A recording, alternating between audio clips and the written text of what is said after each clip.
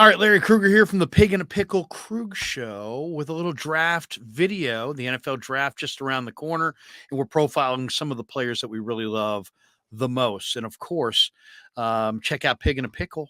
Pig in a Pickle, the best barbecue in Northern California. They're open 7 days a week in Marin County and Corte Madera from 11 a.m. to 8 p.m. And they're open Wednesday through Sunday in Emeryville. They're in the Emeryville Public Marketplace, the best barbecue in Northern California, without a doubt.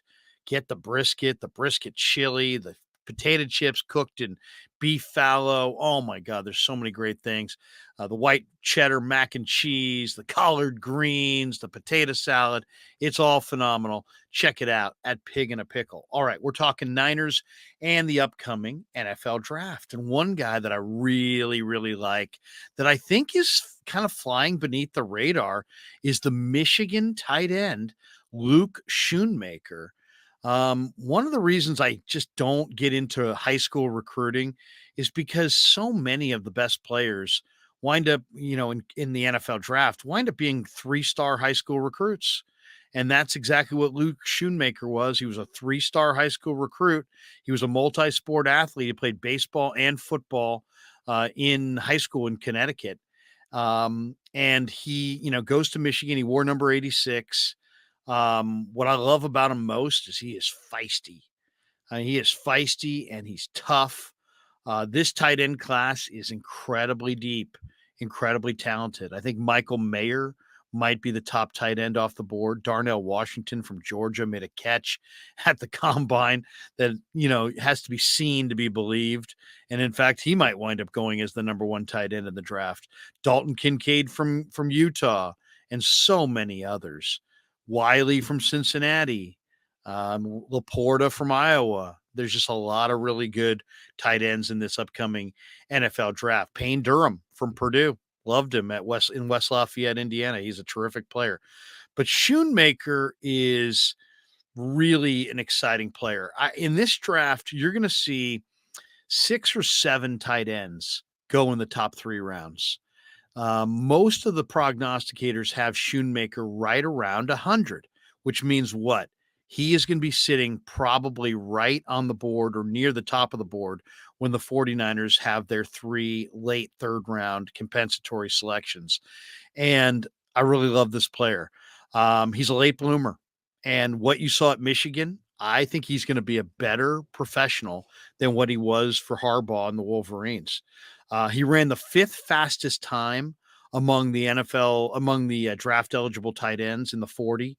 He ran 4.63.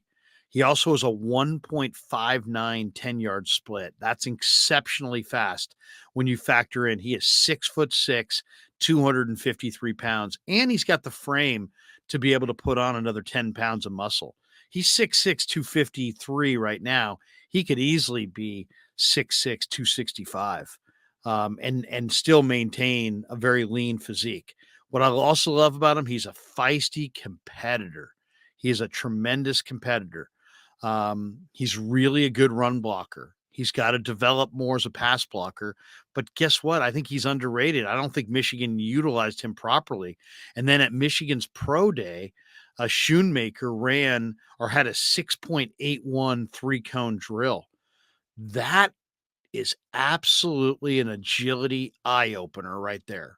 6.81 3-cone drill. Now, I know that doesn't say a whole lot to non-football scouts or non-3-cone aficionados, but just to put that in perspective, Luke Schoonmaker at 6'6", 253 pounds, performed a faster 3-cone drill, which tests your overall agility.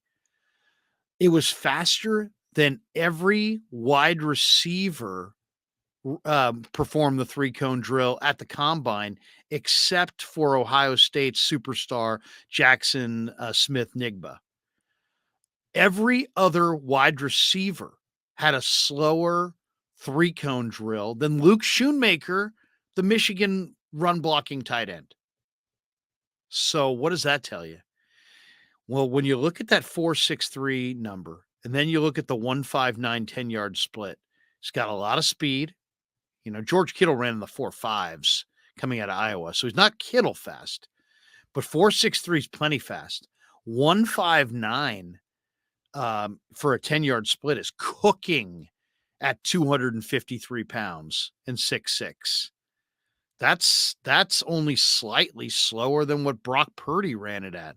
I think Brock Purdy was 155 in the 10-yard split, and he's got this incredible quickness.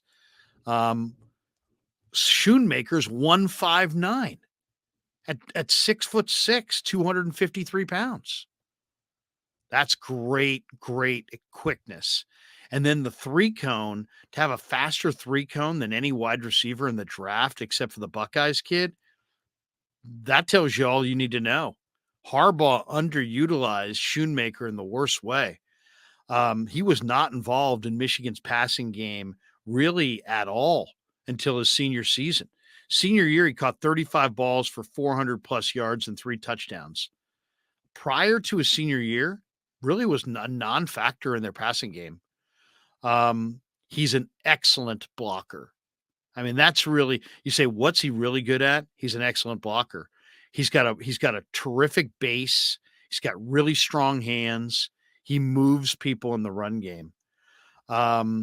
He's also really good against zone defenses. He understands how to sit in the soft spots in the zone. And, when you're going to see a lot of zone in the NFL, and you got to be able to, understand just naturally how to sit in the soft spot in the zone and be there for your quarterback. Now, he's a really good receiver against zone. He's going to struggle a little bit as far as he needs some coaching to get open against man coverage. He's not going to work himself open against man coverage right away. He's going to be a developmental tight end. The other reason that you're talking about a guy who's got exciting measurables, but production is more like 5th round production. So I would say he's going to be a late 3rd round pick, right around where the 49ers are going to pick. Why is he going to be there? Despite the fact that he's got a great frame and he has this incredible agility. Well, he's 25. So he's a little bit older. And there's a number of prospects in this draft due to the COVID-19 pandemic that are in that same situation, that were granted an extra year of eligibility, that for whatever reason played an extra year of college football, largely due to the pandemic. And so you're seeing more overage prospects in this draft than most years. And you'll see even more probably next year as well. He's 25 and he definitely needs work on his route running, his hands. His overall receiving just needs work. But what you're looking at is a phenomenal, lump of clay. You're looking at a guy who's 6'6", 253 with great agility, great quickness, really good 40 time, who just has pedestrian receiving totals, kind of like George Kittle. George Kittle was dramatically underused at Iowa for all of his speed and all of his talent, and barely threw to him, barely used as a receiver. That happens in the Big Ten. They get top tier guys, and then they just use them as run blockers because they run and run and run some more. But the same way Kittle had major upside ability, Schoonmaker does as well.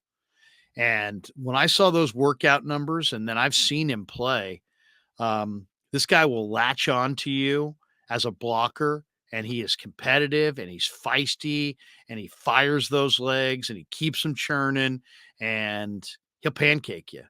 So he gives you a lot day one as a run blocker. He gives you a lot of upside potential as a pass receiver. I think he's a super sleeper. I think there's a very good chance he's there at the end of round 3 and becomes a Pro Bowl NFL tight end. So remember that name, Luke Schoonmaker, feisty, talented Michigan tight end with a ton of upside. And he's going to be overlooked, partly because he's a little older, partly because they didn't use him the right way. They didn't use him enough. Shame on Harbaugh, but, Harbaugh's loss is the 49ers gain. Remember that name at the end of the 3rd round. Sleeper in this draft, Luke Schoonmaker out of Michigan.